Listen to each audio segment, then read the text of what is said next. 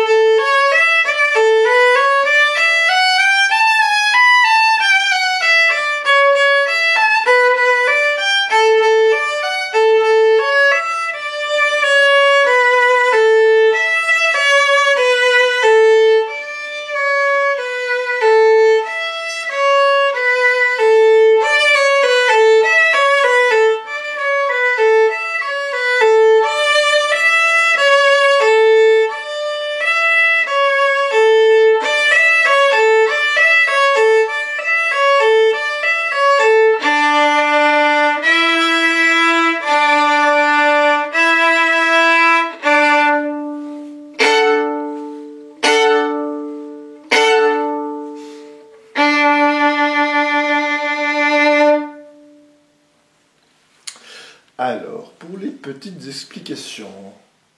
Alors, moi je vois d'abord entre la deuxième et la troisième ligne, c'est-à-dire entre la mesure 9 et 10, et ça revient entre la mesure 13 et 14. Si vous voulez vous retrouver, vous écrivez le numéro de mesure au début des lignes, tout comme moi, ça nous permet de nous comprendre. Et il y a un passage où vous êtes en train de faire ça.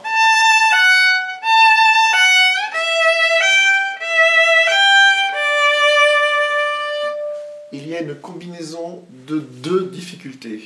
Souvent, une difficulté en cache une autre. Et souvent, on s'escrime à faire un truc et on se demande qu'est-ce qui ne va pas, et on ne voit qu'une difficulté, mais pas l'autre. Quand on est conscient de toutes, conscient des difficultés de toutes, on arrive mieux à maîtriser les choses. Alors, il y a un cumul de deux difficultés, et ce cumul, c'est d'abord un changement de position. Vous êtes en première position, et vous allez en troisième. L'autre difficulté qui se rajoute, c'est vous changez de corde également. Vous êtes sur la corde de Mi, et vous êtes sur la corde de La pour Mi Sol.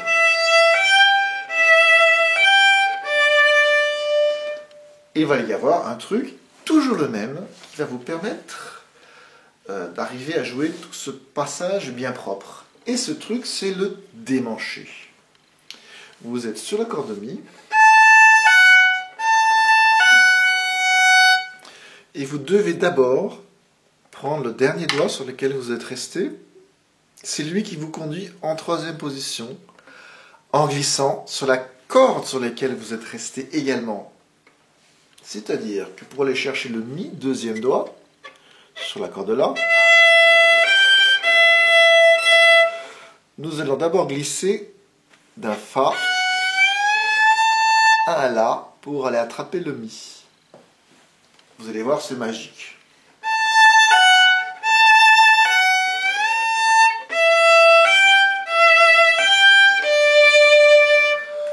D'une part, le mouvement va s'opérer mieux, c'est-à-dire le glissement de la main de la première à la troisième position. Et deuxièmement, ça permet à vos doigts d'avoir des points de repère. Et ainsi, tout marche mieux. Quand vous travaillez, faites entendre la glissade et la petite note de passage. Pour le travail, c'est indispensable.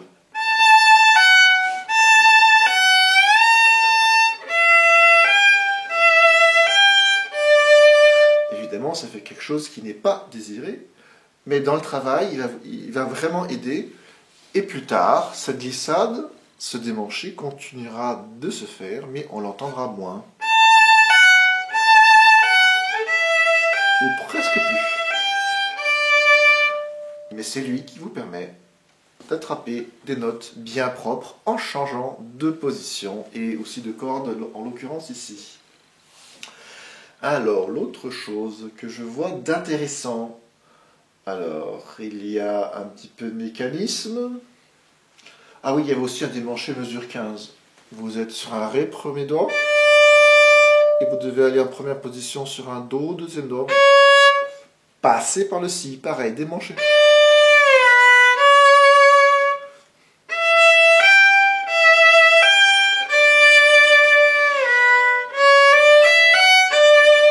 Voilà. Alors là où il y a sinon un petit peu de mécanisme, ce sont dans les mesures 24, 25, 26, 27, 28, enfin tout le passage de la fin. Vous avez des noirs et des croches. D'une part, il y a le rythme et la pulsation. Noir et les croches bien deux fois bien rapides que les noirs, pas plus vite et pas plus lentement que juste deux fois plus rapide. Puis vous avez aussi Ré, Do, Si, La, Mi, Do, Si, La au début.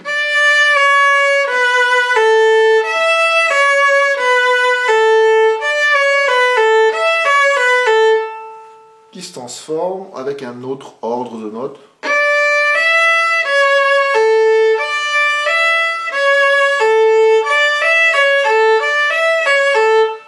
C'est pas seulement joli, c'est aussi fait pour vous faire travailler. Enfin, à la fin, des doubles cordes, des octaves.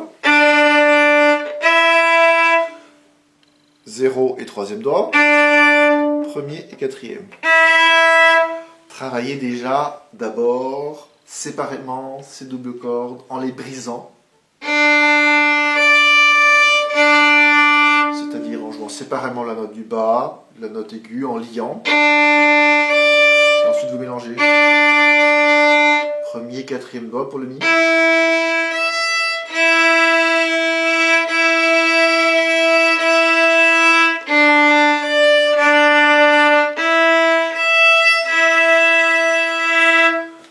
Voilà. Un petit truc d'ailleurs, vous pouvez laisser le troisième doigt posé.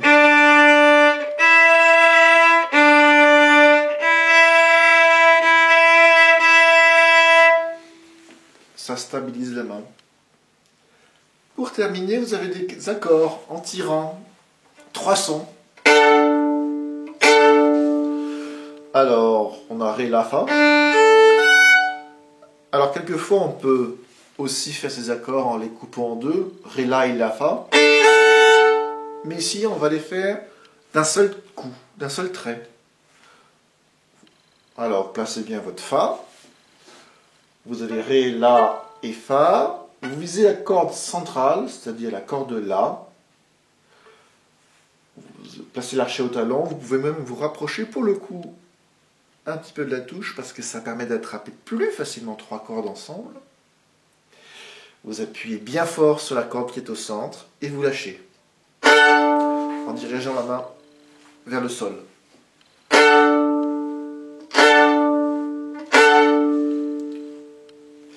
Pour terminer l'étude, c'est pas mal de faire un deuxième doigt en troisième position qui donne un doigt plus fort avec un son un petit peu plus intéressant. Voilà. Eh bien, je vous souhaite bien du plaisir avec cette magnifique étude de Charles Dancla et vous donne rendez-vous très bientôt à une autre étude. Bon travail!